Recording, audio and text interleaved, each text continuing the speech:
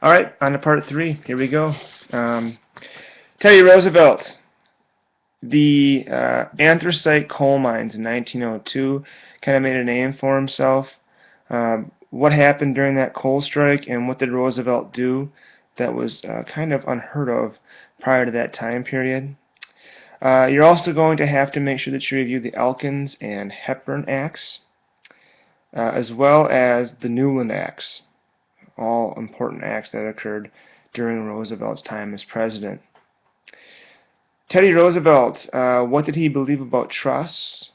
Trusts, trusts. What did he believe about them? And what did he do as president to kind of help, I guess, reform trusts? We read that excerpt about the jungle. Actually, I should say the excerpt from the book called The Jungle by Upton Sinclair. And what did that book bring attention to? If you remember our reading, it was kind of nasty. Be sure to understand the historical significance of that book.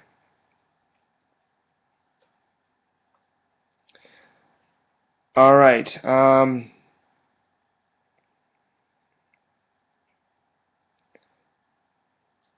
Hetchy Valley.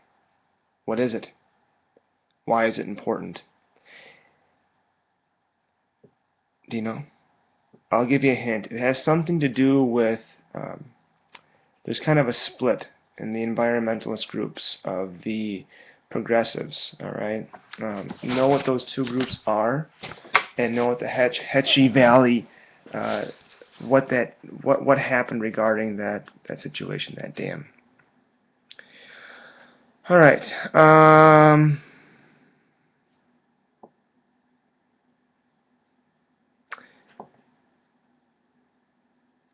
In 1904, Teddy Roosevelt ran for president, and he did something, though, that kind of crippled him a little bit in his second term. Review what that was. Also, there's a panic that takes place in 1907. Please review that. We didn't spend a lot of time talking about it in class, but you need to know what happened during the panic of 1907. All right. When it comes to looking at Roosevelt, your book describes him as a reformer.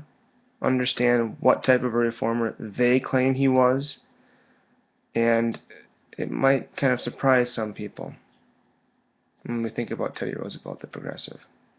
So just be sure to review that.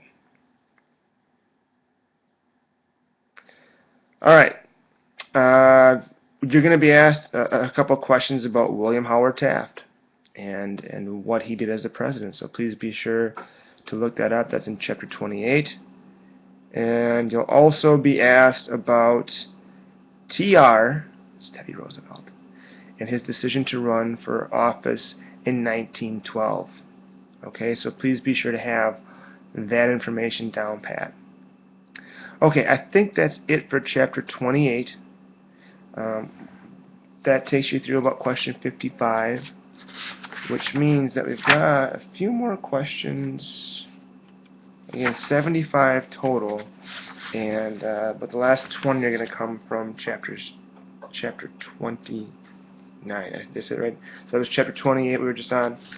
Now we're on chapter 29. If I mess that up, well, it's on YouTube. Broadcast the entire world. They'll see it that I messed it up, and I apologize. So again, we just finished up reviewing chapter 28, and we'll be going on to chapter 29 here in just a second. All right? Good stuff. Okay. For chapter 29, review Woodrow Wilson's platform. You're going to have all the following except for Woodrow Wilson and what he believed in.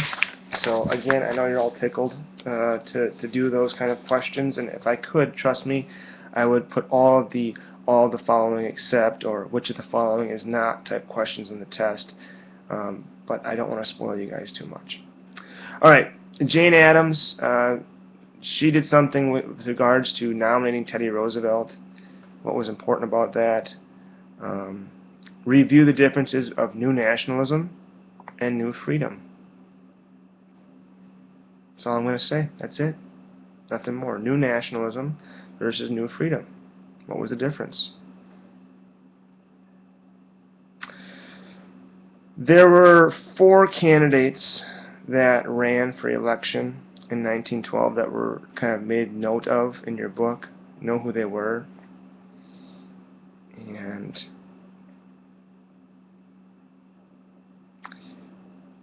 Woodrow Wilson was a pretty important figure. Obviously, he became president, but he was important when it came to the presidency and what was expected of the president. He broke some customs and did some stuff regarding his personal appeal and how he tried to appeal to the Congress, so please be sure to review that.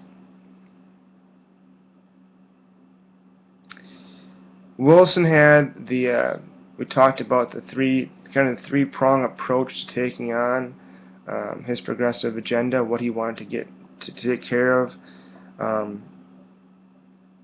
understand what he wanted to do with regards to the financial structure of America, as well as the Tariff Act, the Underwood Tariff Act. That was an important piece of legislation as well.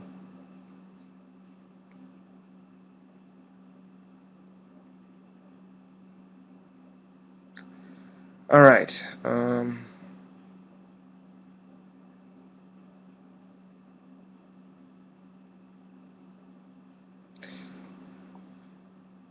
Wilson is considered a pretty big progressive, but what were the limits of his progressive approach?